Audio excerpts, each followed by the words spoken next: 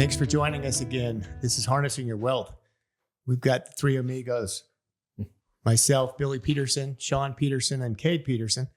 Occasionally, we like to do a show where it's just us, and we want to talk about more important financial topics that are on most people's minds in this day and age. And as we get toward the end of the year here in 2024, we, for the most part, start considering what our tax bill might be and start making some choices that could potentially help us in that respect, minimize some of the taxes or do some things that we could maybe save $1 or $2. And I wanted to take a minute just before we get into all the nuances of where the taxes go and maybe how you can all save in some of these different tax categories. I want to talk to you a little bit about where we stand as a country. Now, some of these things are just going to blow your mind. I mean, they shock me, and I'm in this business. I mean, we're looking at this on a daily basis, and I'm thinking, how is this possible? How did we get here? So I'm going to give you a few factoids.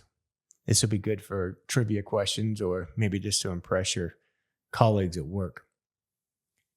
Current year, fiscal year 2024, our government has spent $1.9 trillion more than it collected. That's called a deficit. Pretty large deficit, I would say. This was an increase of $373 billion from the same period in 2022, which is also a 27% increase in the CBO, so the Congressional Budget Office's February projection.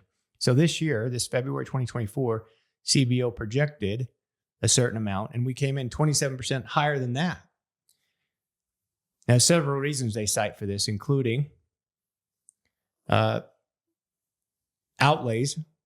the outlays that were much larger than expected in many cases, including emergency supplemental appropriations for aid to Ukraine, Israel, and countries in the Indo-Pacific region. CBO projects that the cumulative deficit over the period of years 2025 to 2034 will be larger than $2.1 trillion than the current projections. So we're on course to continue a disastrous financial situation for our country. And if you consider where we stand as a percentage of GDP, because most economists will say, well, yeah, but we're making a lot of money, right? I mean, gross domestic product, we have the strongest country in the world. We're bringing in a lot of revenue. Well, I just got through telling you, we're bringing in a lot of revenue. Our revenue for 2024 is expected to be over close to $4.5 trillion. Now, payroll taxes consist of 1.6 trillion of that. Individual income taxes consist of 2.2 trillion of that. So individual income taxes almost half, are about half of the total revenue. And then of course you have some other outliers like corporate income taxes bringing in 420 billion. Estate and gift taxes only bring in 34 billion. Seems like, a minor issue. We'll get to that, but that's because it's so high. The exemption's so high right now and with that's the going to estate tax, and that's going to revert. We'll talk about that in a minute. So what you're telling me is we spend more than we make? A lot more. So when we do that, how do we get the money? We print it. I mean, we basically borrow. So every year it's interesting. And most people, average people like us or anyone listening out there at home or in your car, wherever you're at, you kind of brush it off because it's become normalized. But when you hear Congress talking about raising the debt limit, and it just seems so asinine to me that we can't ever get within a balanced framework. It's saying, we're going to figure out how to do it with this. This is the money we have to spend. We're going to make it work. But what they do is argue about, we're going to raise it because we want more money. Mm-hmm. And we want to keep adding more to the deficit that we already have, or not deficit, but the debt. The debt in our country is $35 trillion. The projection is, real quick stat on that. I think this is pretty interesting. I'm going through all these little notes on my lap here, but net interest cost projected over the next 10 years on our debt, $12.5 trillion. That's the net interest cost on the debt over the next 10 years. So, well, that's what you said. Like we print the money, but we also borrow the money, right? We're borrowing issuing bonds from the future, Yeah. issuing bonds. The government owns a huge portion of them, so we're borrowing from themselves. But if you think about what we have to spend to borrow that money to pay back, we're paying back with future dollars. So that, you've got to deal with inflation. The net interest cost is supposed to be $3.5 trillion this year. From 2014 to 2023, that was the last 10 years was $3.5 trillion. Next 10 years is going to be $12.5 trillion. So we're spending over twice as much on our interest as we are on educating our kids. That's good. Things like that. So just imagine, what's happening, why this is happening. So I kind of wanted to give you a background, a little framework. To some people, this is very concerning, very alarming. To members of Congress, they don't want to touch it because why? Because the people that are promised all these handouts don't want to be told that they're going to be taking them away. And people don't want to be told that they're going to have to pay more taxes to cover this problem. Yeah, you don't want to be the guy that comes to the party and ruins the party. Because basically they're saying, look, we have to stop wasteful spending. And then they're saying, well, this is wasteful, that's wasteful. And then people don't like that. So they get fired. They don't get reelected. Or they come to us and say, hey, we're going to tax you more. Us as like the country, the citizens. We're going to tax you more to pay for all this. No one likes that. So it's How about this for an option? Now, of course, we're just throwing out speculatory ideas. What about the idea of term limits for Congress? Yeah. Now, why would that work? Because they're not worried about getting reelected. Yeah. They're worried about doing the right thing. Then they've got a certain amount of time to do it. And if you don't do it, if you don't balance the budget, you are not eligible for reelection. So the entire body of Congress would be ineligible for be reelected. Yeah. So I think balancing the budget, but they don't want to set themselves in these within this framework of rules. They want to set their own rules so they can have more power and continue to do what they're doing. That's the problem right now with the country. So how do we tackle the problem of the current U.S. debt? Let me talk to you about us, because I know everyone's saying, well, I don't want to be the one to have to bail out the government. I mean, the government's done what it's done. No one wants the idea of paying more taxes to get it done. No one wants to be cut in some of their benefits, but we're going to have to do potentially both. And we can't keep spending money like it's free and clear, and there's always going to be more money to spend. That's not a smart way to handle our country. We need to have leadership that understands economics, how to run a business. First of all, I think that should be a prerequisite to running for office and to be one of your legislators. They should have to understand how it is to make a payroll or to meet obligations and to make a business work. So we're not here today to talk about what we're going to do to get the government out of this. We're going to talk about how we're going to save ourselves taxes, because that's what everyone cares about. So if you're a normal person, you don't like paying income taxes. You're either going to pay it when you file your tax return, or some of us are paying on a quarterly basis. You're paying in. It's a progressive tax. We know that. So the more you make, the higher your percentage of tax. And we already talked about this. That's the largest percentage of the government's income. How can we knock that down? Obviously, in our business, we talk to clients all the time about funding IRAs, contributing to your 401ks, et cetera. Now, here's a couple cool little tips for you business owners out there. And if you're thinking about starting a business, this might be an incentive to get you over the hump. You can start any kind of business. I don't care what it is. Start a lawn mowing business, start a Christmas light hanging business, whatever it is, but then make money on that and then hire your kids. Put your kids on your payroll. Current law says there's a standard deduction, a personal deduction right now for every filer of $13,850. So if you hired your kids, let's say you had 2 kids, hire them under your business. You can pay each of those kids $13,850, and there's 0 tax if they use the standard deduction. All of it's tax free, and the business owner yourself got a tax deduction out of that. So that's a beautiful thing. Now, what if you ratchet that up a little bit more and maybe pay them an amount that would allow them to contribute the max into an IRA? What is that this year? 6,000? 7,000. Seven for somebody under 50. Yeah. Mhm. So, all right, let's take that instead of $13,850. Let's go to $20,850. And then they're going to take $7,000 of that, throw it into an IRA, 100% tax deduction, and the rest is under the personal deduction. So there's no tax still. Yeah. Then the other thing you could do is start a 401k or some type of retirement plan. You can pay them even more. So what we're getting at is there's great ways and great strategies to keep that in the family, receive a tax deduction for your business or yourself, allow your kids to receive money, so get it out of your own estate, so to speak, if you're dealing with that, and then allow them to grow it in the future.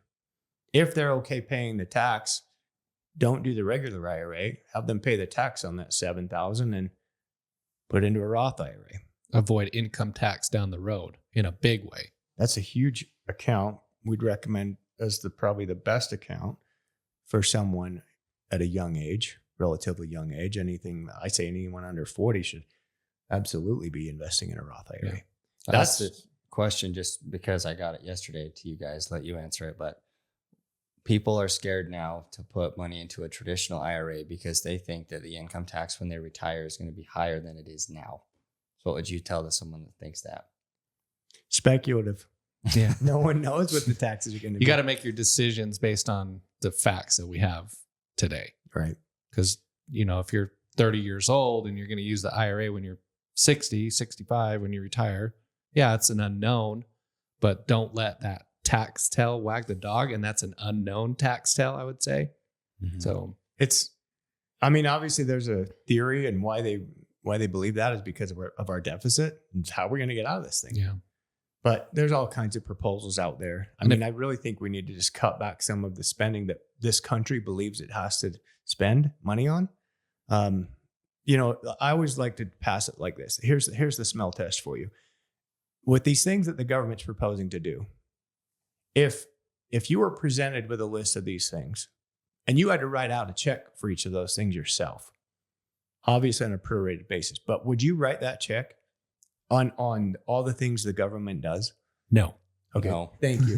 That should tell you a lot about. But we are writing that check, whether we're just forced it's just to going do from it. our pocket to theirs. They're the middleman, Yeah. but they're doing what they want to do with it. Yeah.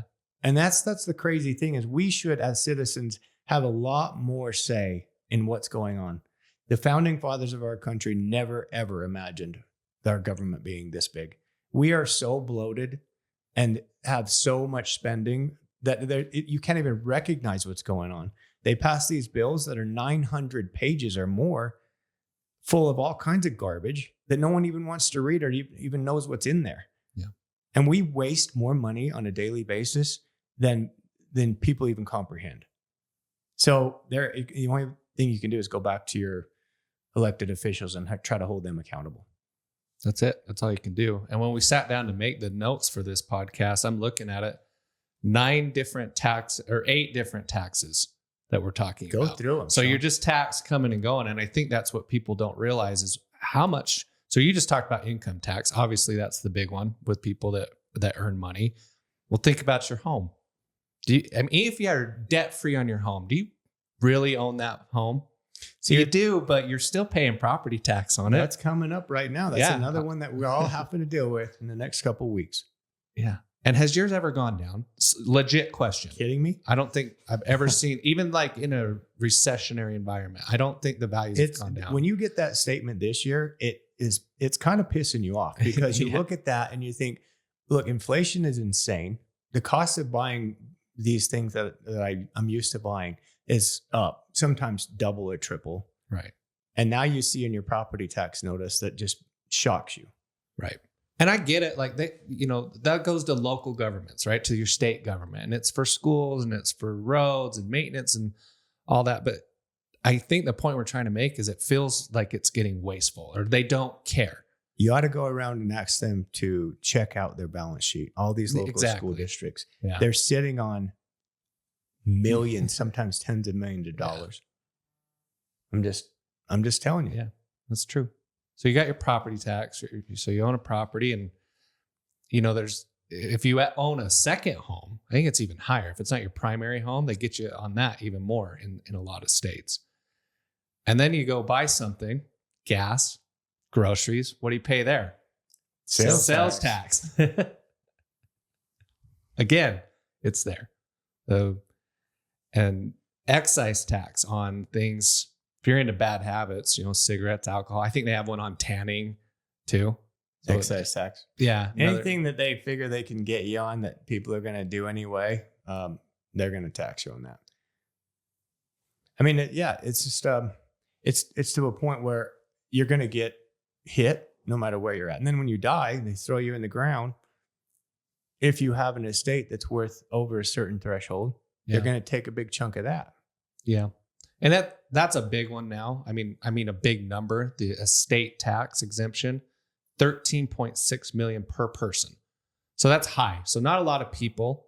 I mean, I don't know. There's still a fair amount of people that are having a estate over that. We're dealing with that with quite a few clients. And so if you're not doing any planning, now your heirs get a bill that's due 9 months from day to death.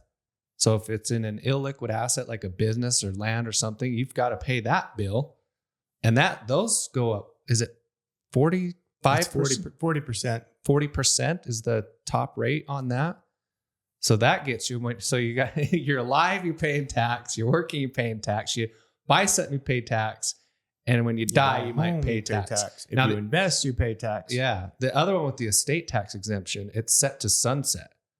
So what that means, it's going from $13.6 million per person down to 5.6. Now a lot of people are falling into that category, even more, where they might have a death tax problem. That's kind of the term for it. Now we do have a little bit of help here on this next one. We're talking about all the bad things, but there's the gift tax.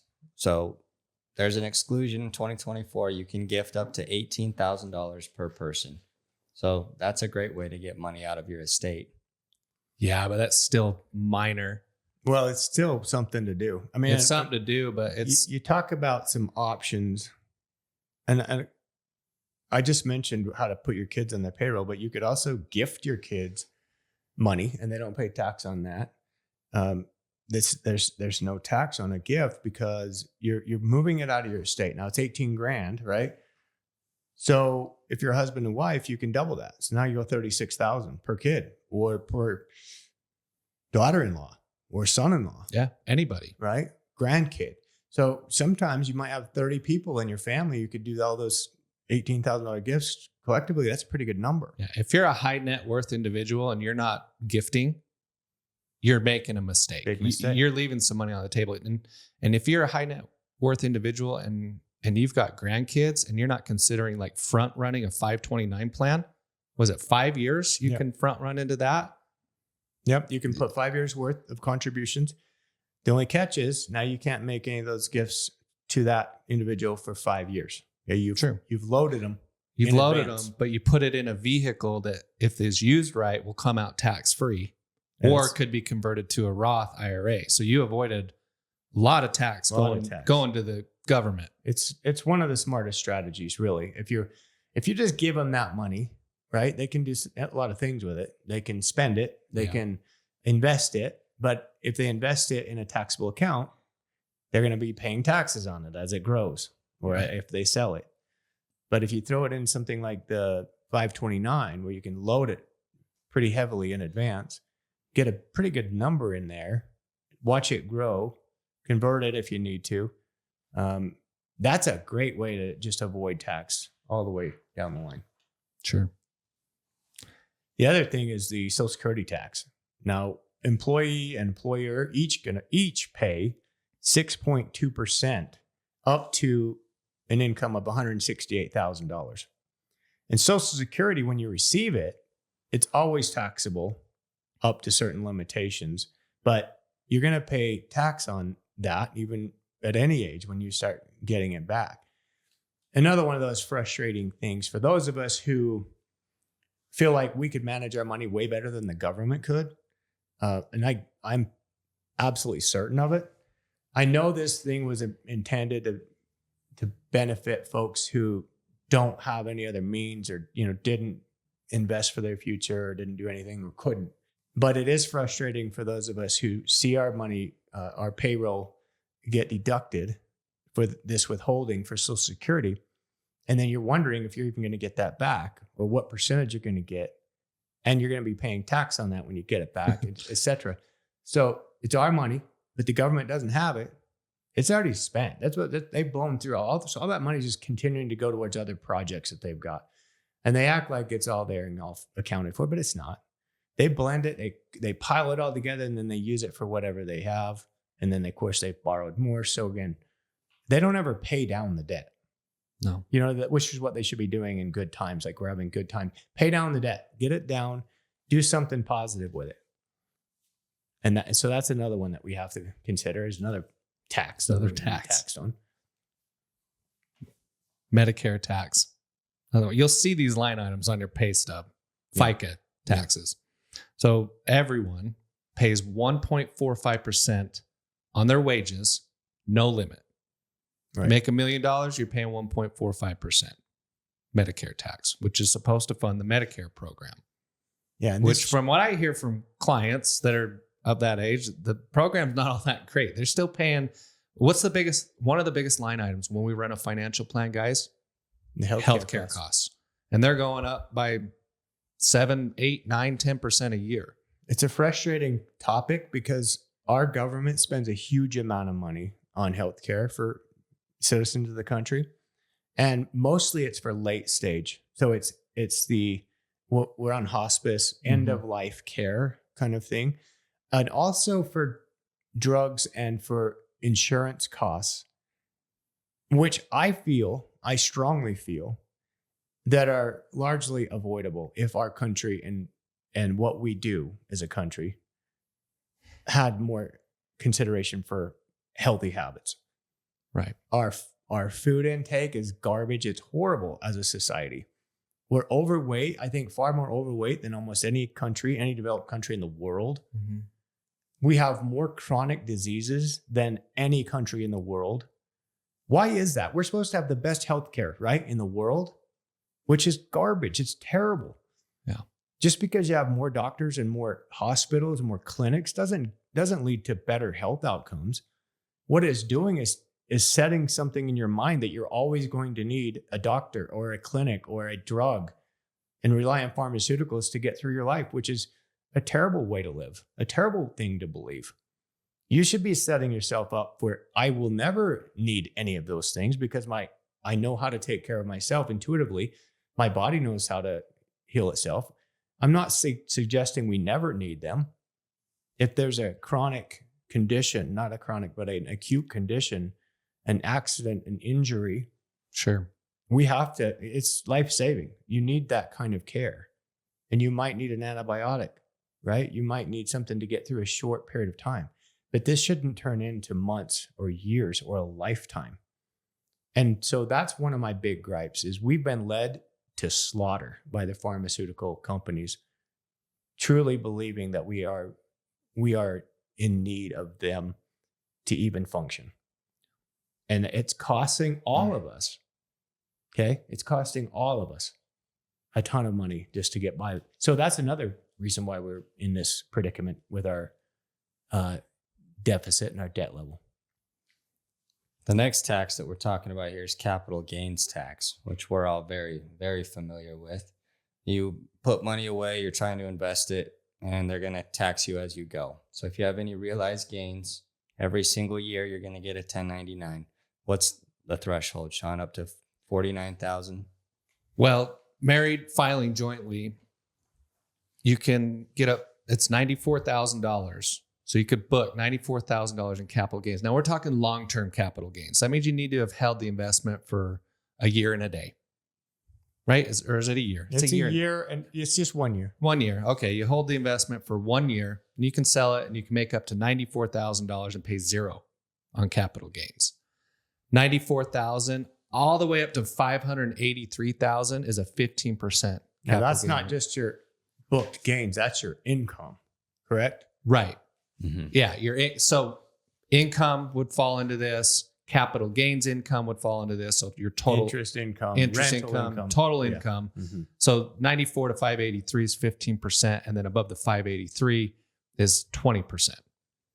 Okay. On capital gains. So, and that applies to not just what we do with, stocks, bonds, mutual funds, all that. If you own a property or you sell a business or something like that. Now, homes are a little bit different. You get some exclusion there, up to a $500,000 exclusion on capital gains if you've owned it for a certain period of time jointly with a spouse or someone. But again, it's just another tax out there. Yeah, that's floating around. We try to do what we can with that to minimize it for our clients. So we look at accounts and say, hey, is there anything that we could sell before the end of the year and book a loss to offset any potential gains?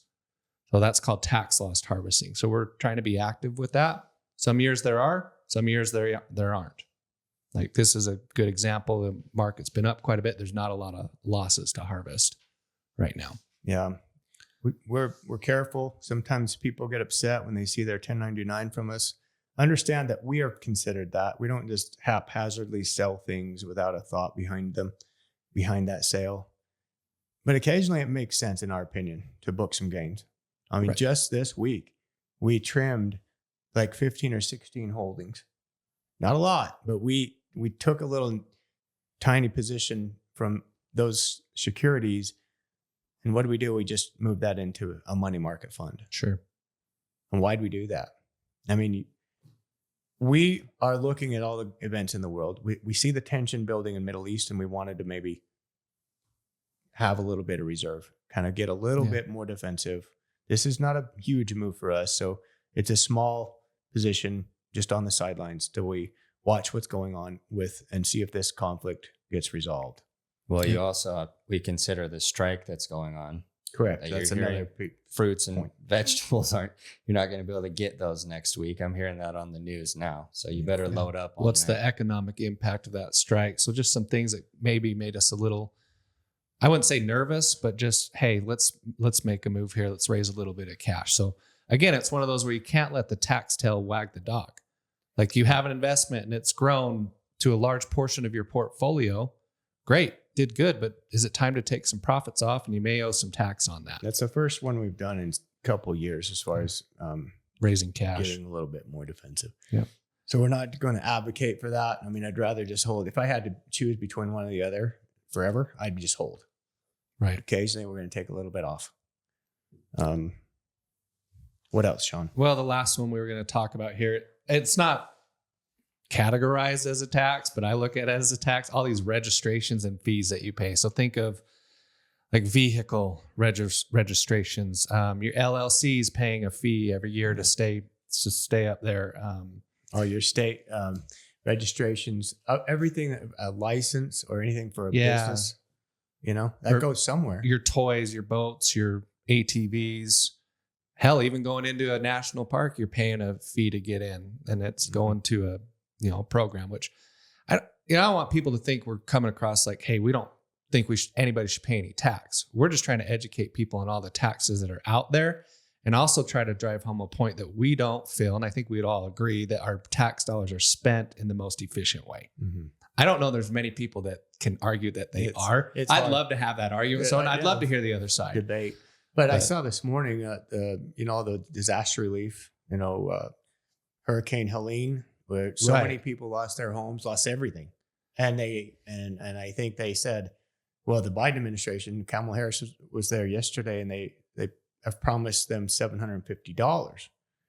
And so $750? $750 per person or per family? But I guess just those who are affected. I don't know if it's per person. I think it's per person. Well, that's going to be a lot of help. Yeah, and so there's kind of an uproar because then Mayorkas said the FEMA money is dried up. There's no more. And yet people are sitting back and kind of scratching their head and going, wait a minute. we don't have any money for that, but you guys just appropriated another 30 million for Ukraine. We've sent over 100 billion to Ukraine already. Mm-hmm. So if you calculate all the money we've sent to Ukraine on a per capita, it's over 6,500 per person. Then we're giving our own citizens $750. So you can see where the gripe is. It's pretty hard to defend that. And that's why we're talking about where the money's going. Like who's leading this and why? Oh no. We need to get Isaac back on here. And I have one more thing to say. I know people sometimes get tired of me talking about healthcare, but this is one of the biggest passions I have around here. You guys, all my books, everything. And if you haven't read my new book, better buy that. Please buy it. Whole section dedicated to how to live a healthy life and some eye-opening things, really. It took me my own experiences to gain the understanding. And it's not what you think to become healthy, because a lot of people think, well, we'll be healthy if we just have better healthcare.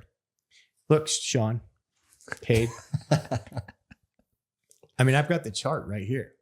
U.S. per capita healthcare spending is over twice the average of any other wealthy country. So per capita here in the United States, we spend $12,550 per person on healthcare costs. We spend that much. Now compare that to France, $6,500. How about United Kingdom? $5,400. Japan, $5,200. Now, are you telling me that we're a lot healthier than all those other countries? Because I would dare say that Japan as a population is far healthier than we are as a country. Why? Do you think we need to spend more money on healthcare costs or more money on educating how to be healthy? And that you don't need to rely on all that stuff that you thought you did. Yeah. I'll say when Kate and I went to Italy and we were kind of just, looking around at the locals, I didn't see a lot of obese people. And what do they eat over there? Pasta, bread, wine. And I think it's because like when you order a pasta meal there, it's not got all this crap in it. Mm-hmm. Processed. Like I never felt bloated. I never felt gross. Healthy. I felt fine. Yeah. Same with but grease. you go here and you order pasta and it's different, right? It's loaded Our with food companies have found a way to add certain stuff, chemicals and whatever things that make it more desirable for the taste, and people keep coming back. So we keep loading ourselves with crappy foods. That's one of the big things. But I'm also an advocate on just the mind and how the mind body is the regulatory function for your health. Sure. It's not the body. It's just quit thinking about physical sensations when you're broke and you have pain and you have to go in for surgery. So many people do that with back pain sufferers. They're heading for surgery. And I'm telling you right now, I'll bet you, I think the study that I read last said 80 to 90% of those who undergo back surgery don't get any better. Yeah. How many times has Tiger Woods had back surgery? This is kind of a high profile guy, but he's on his 7th one, guys. 7. And every time it's the best, most renowned surgeon in the world. And he's figured it out. He's found it. He's got it. The MRI. Oh, there it is. But he doesn't get any better. Why is that? Yet people that I've been around, and I go to a lot of conferences. I've been around hundreds of thousands of people by now over all these years, are getting better without any of that. They've been told the same thing. You got all these conditions, chronic problems, MRI, deformities. Yet all of a sudden they get out of pain. No more pain. Just by the way they think and by the way they process and by the way they handle their emotions. So yeah, it sounds fluff, but if you haven't given that a try and you're still in pain, you better start thinking differently. Well, bringing it back to the spending, if we didn't spend so much on our Medicare program to do all those things, we had a healthier population. That's my point. We would have more money to either pay down the debt, This is why it's so important. This is why it's so important, because we're going to stop funding things and spending money that doesn't help us. No. Every year we spend over $500 billion on back pain, for example, and we're not getting better. We're getting worse. How is that possible? Let's change the way we're thinking about this, folks. And if you're listening to this and you want to share it with other people that maybe are dealing with chronic pain, I can recommend a dozen books to you today. And I can show you podcasts to follow. I can show you webinars and YouTube videos, all sorts of things that people have figured it out. Aren't you bringing a guest on? Yeah, we got a guest coming up here in a couple of weeks called the Pain PT. He has, I don't know, a couple thousand followers. No, it's 20,000 followers. Excuse me. He's written a couple of books. He has a huge following on YouTube, and he's a coach, kind of like Heather. He's a mind body coach. Helps people get out of pain, and it's amazing what these guys are doing without any of the drugs or surgeries. So yeah, anyway, that's why I'm so passionate about it, guys. We teach kids how to be financially stable so they don't have to keep draining the system or hanging on to a system that's already broken. Mm-hmm. You know, why would you want to set yourself up for that? Why don't you maybe think about going independent and having your own freedom to make your own financial decisions and not be strapped to this defunct system that's gotten so big and so bloated and so corrupt that I don't know if there's a way out of it. I'm kind of excited for one guy, and I don't know if any of this is going to happen. I'm not going to get political, but I really, really like what Robert F. Kennedy Jr. has to say about our food, about our chronic conditions in this country, diseases. Dude's ripped. Have you seen him? He's ripped. Yeah. I mean, I'd much rather listen to that guy than quite a few people that are currently in the health industry and running our health departments for our government. So I feel like we're going to be doing a health podcast pretty soon. We are. I mean, it's just part of what we do. Yeah. We like to talk about money, but money and health are so interchangeable and so tied together. So don't get tired of this. And every one of you out there listening has those considerations. It's not just about your money. Yeah. Well, I think we've said it before. We deal with a lot of people that have a lot of money, and if they don't have their health, they don't give a shit about their money. What's the money worth? It's that they don't care. Mm-hmm. They want their health more than anything. Yep. So we're grateful for you guys tuning in today. We've gone through a whole host of different types of taxes the government levies on us. Maybe a few strategies for how you can minimize that. Yeah. And we're happy to share more. And we'd love to hear your feedback on this show. And if you have topics that you think would resonate with the vast majority of people out there, please don't be afraid to send us an email. Let us know what you'd like us to talk about. So until next time, thanks for joining Harnessing Your Wealth. Catch you next time.